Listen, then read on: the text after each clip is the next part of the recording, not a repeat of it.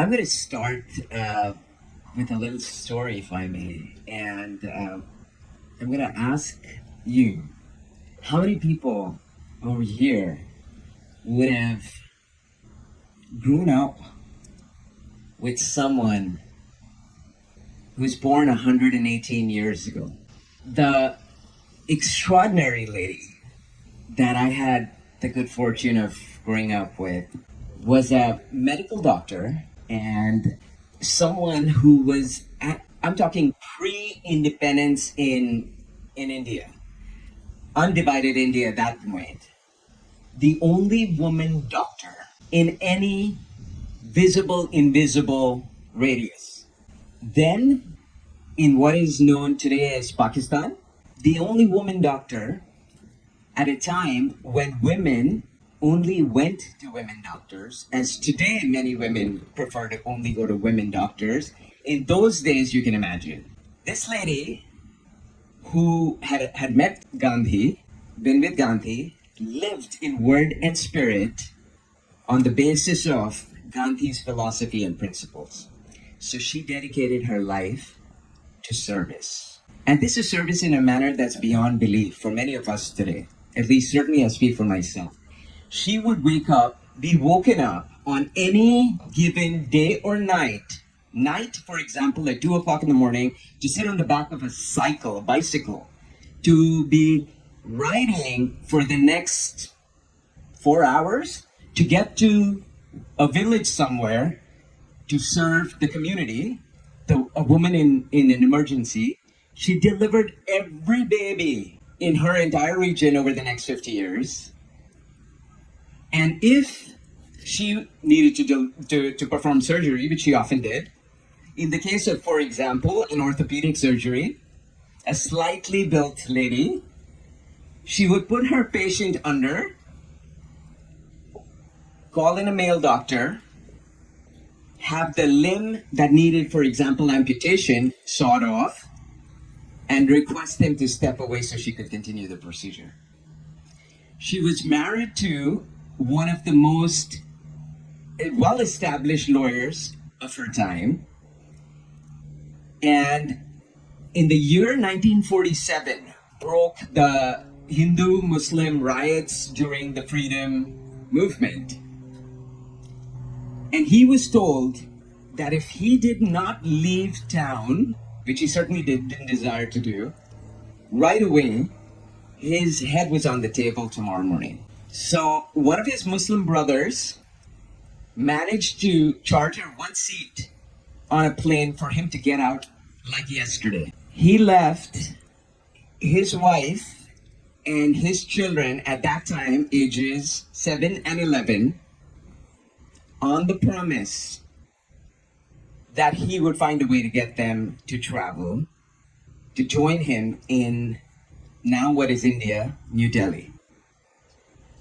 However, the authorities knew, since her husband had fled, she was going to go soon, and she was a precious woman doctor serving at a time when patients were coming in by the minute, and they couldn't afford to lose her. So they put security outside her house, and at this 24-hour vigil, she lived on the campus of one of the biggest hospitals. She's continued to serve at the hospital night and day, till one fine day she received notice that there were 3 seats chartered on a flight to get her family to join her husband. The only vehicles that were not being surveyed and checked were ambulances. She smuggled her kids under the seats of the ambulance. They made it out, and they got to Delhi to join her husband.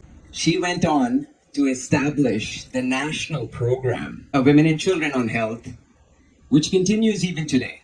He went on to become one of the most remarkable lawyers of the country. They went to India with only their precious lives and their shirts on their backs. But they were very focused on educating their children. So they put their daughter through medical school, the same medical school that she went to. That lady went on to become one of the world's most renowned medical doctors physicians, researchers, and scientists. While studying, she met her husband, who who is a funny, ambitious, bright, brilliant young engineer. They got married. She went on to study further, as did he. She got an MD, a PhD, a DPH. He got two PhDs. And he went on to lead the Intergovernmental Panel on Climate Change as chairman for 13 years. He accepted the Nobel Peace Prize together with Vice President Al Gore on behalf of the IPCC in the year 2007. Nearly 2 decades after spending his time at the Intergovernmental Panel of Climate Change, he was convinced, like Gandhi, that it would take a movement of the people with youth at the center to take knowledge-inspired action to protect our planet. And so was born, together with him and his son, the POP movement, where POP stands for Protect Our Planet. He would be very proud. Today, the POP movement has been noted as the best climate action initiative led by youth in New York. It's been recognized by the G20 nations as the best community-led initiative globally.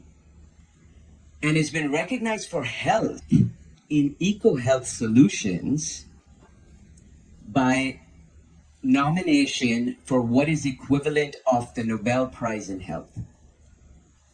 While he's not there, the POP movement is led by his son and his wife. And I just want to say, it is his legacy that guides us. And while he may not be there, we are. Each one of you, Roger, Patricia, all of you, are building a legacy. And it's on the shoulders of great giants whose wisdom, whose values, whose words we remain inspired by.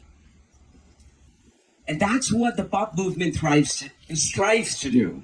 And if there's any footprint we should leave behind on this planet and on the hearts of people, it is this. That is our legacy.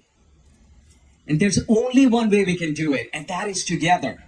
Remember Vasudeva Kutumbakam, which means we are one family.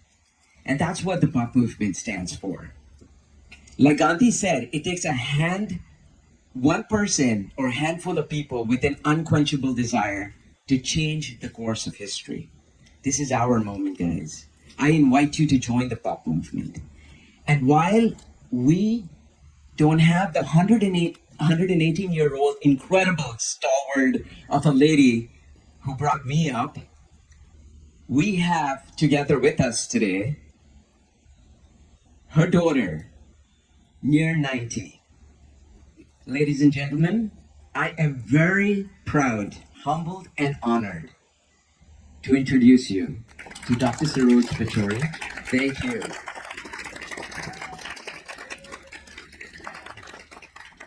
Thank you, Jonathan.